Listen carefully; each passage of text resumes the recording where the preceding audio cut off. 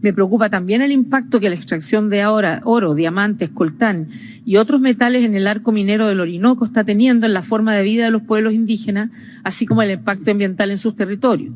A pesar de que el gobierno considera que se realizaron consultas con los pueblos indígenas antes del establecimiento del arco minero, autoridades indígenas y ONG sostienen que no hubo consulta ni los estudios de impacto ambiental adecuados.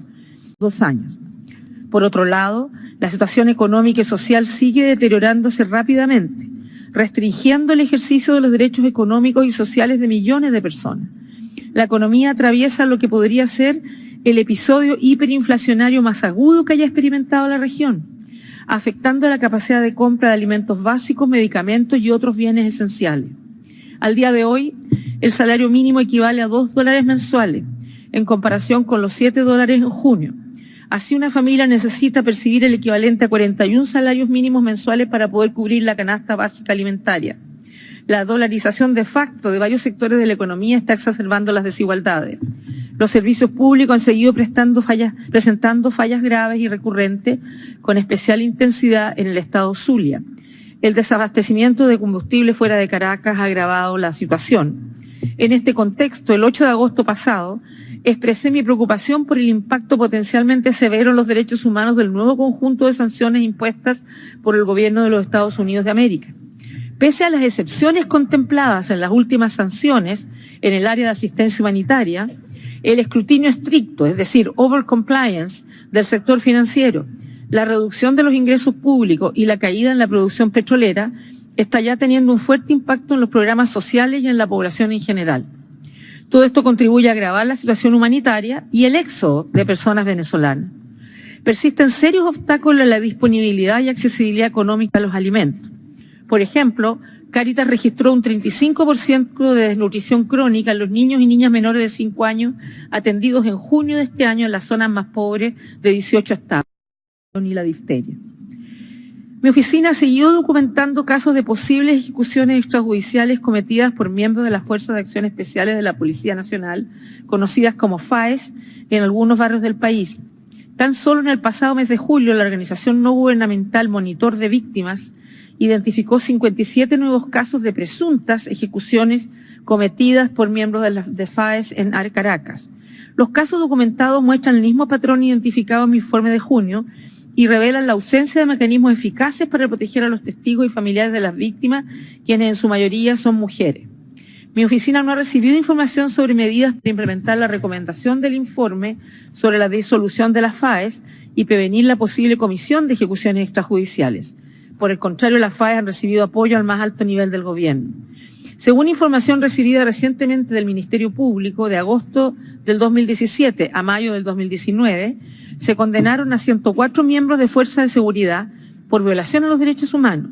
Mi oficina espera información detallada sobre el tipo de violación a los derechos humanos, la adscripción institucional de los funcionarios y el perfil de las víctimas. En el mes de julio, el Tribunal Supremo de Justicia ratificó la condena en contra de un miembro de los Servicios Bolivarianos de Inteligencia Nacional, SEBIN, por el homicidio de Basilda Costa, que murió de un disparo en la cabeza en las protestas antigubernamentales de 2014. Asimismo, se capturó en España a uno de los presuntos responsables de la muerte de Orlando Figuera, a quien prendieron fuego los manifestantes en manifestaciones convocadas por la oposición en el 2017. Yo llamo a las autoridades de justicia a agilizar las investigaciones y procesos penales de todos los casos de muerte en el contexto de protesta. Me preocupa el aumento de presencia de militares en el territorio del pueblo indígena Pemón, así como en casos recientes recibidos de violencia en contra de personas indígenas, como las muertes de 2 jóvenes guarao en julio presuntamente por elementos del FAES, la muerte de una mujer indígena guarao embarazada y una niña de 6 años, así como la muerte de un líder indígena curripaco en Amazonas cometido supuestamente por miembros de la Guardia Nacional Bolivariana. Desde la presentación de mi informe, la Asamblea Nacional Constituyente, a petición del Tribunal Supremo, ha levantado la inmunidad parlamentaria a otros 4 diputados de la Asamblea Nacional, elevando el número total a 1 parlamentaria y 24 parlamentarios despojados de inmunidad, incluido su presidente. 2 parlamentarios siguen en detención preventiva a la espera de juicio. Confío en que mi oficina pueda visitarlos pronto. Deseo expresar mi rechazo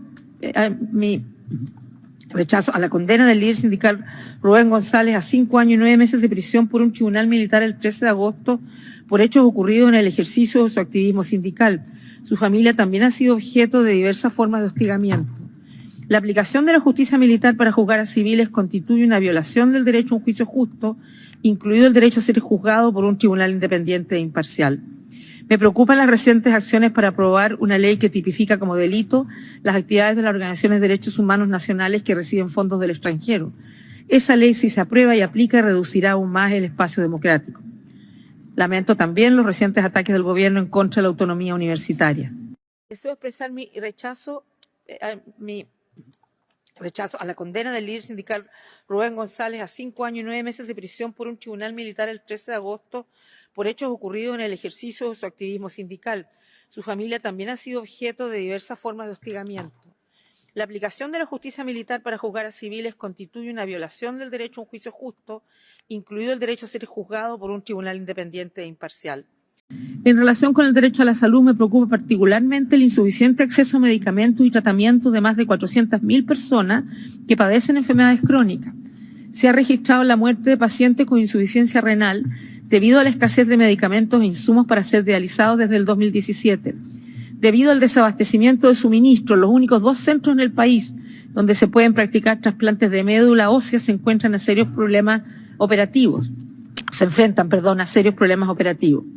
Adicionalmente, debido a problemas financieros, al menos 39 personas, incluidos niños y niñas, se encuentran en Venezuela esperando viajar al extranjero para ser trasplantados en el marco de programas estatales. En los últimos meses, al menos 4 niños y niñas habrían fallecido durante la espera.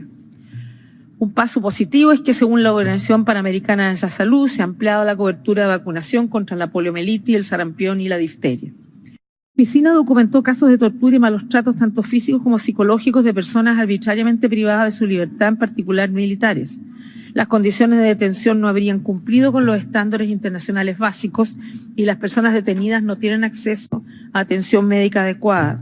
Solicito a las autoridades tomar acción para corregir estas prácticas, permitir acceso médico e investigar violaciones a derechos humanos. La autopsia del capitán Acosta Arévalos, quien falleció bajo custodia el 29 de junio, reveló que había sufrido múltiples golpes, contusiones, excoriaciones y quemaduras en varias partes del cuerpo. Sufrió fracturas en 16 costillas, el tabique nasal y el pie derecho. Las autoridades reportaron que 2 oficiales de la DGCIM habían sido detenidos y acusados de homicidio preterintencional, pero no de haber cometido actos de tortura. Aliento a las autoridades a que investiguen las denuncias de tortura, castiguen a los responsables, reparen a las víctimas y adopten medidas para evitar su repetición. Según la última cifra de Naciones Unidas, hay más de 4,3 millones de personas venezolanas refugiadas y migrantes en el mundo. Celebro los esfuerzos realizados en materia de recepción, documentación y acceso a derechos en los países de acogida. Concuerdo con las palabras de Eduardo Stein, representante especial del Secretario General para los Refugiados y Migrantes Venezolanos, sobre la necesidad de adoptar medidas para garantizar una migración segura, ordenada y regular. Las mismas no deberían imponer obstáculos de acceso al territorio que pueden incrementar la migración irregular y exacerbar los riesgos a ser víctimas de diversas formas de violencia y explotación. Preocupan los informes de brotes de xenofobia en países de la región y redoblo mi pedida a las autoridades de los países de acogida para mitigarlos y prevenirlos, preservando los derechos de las personas migrantes y refugiadas. Mi oficina ha seguido documentando casos de personas migrantes víctimas de trata, particularmente mujeres, niñas y niños con fines de explotación sexual, laboral y de reclutamiento para actividades ilícitas por parte del crimen organizado y de otros grupos armados. Las víctimas rara vez denuncian por temor a represalias o a ser deportadas, así como debido a la corrupción, impunidad y falta de servicios de atención adecuados. Asimismo, se documentó la desaparición de decenas de personas migrantes cuyas lanchas naufragaron o desaparecieron en las costas caribeñas, aparentemente relacionadas con redes de trata y tráfico de personas hacia islas del Caribe.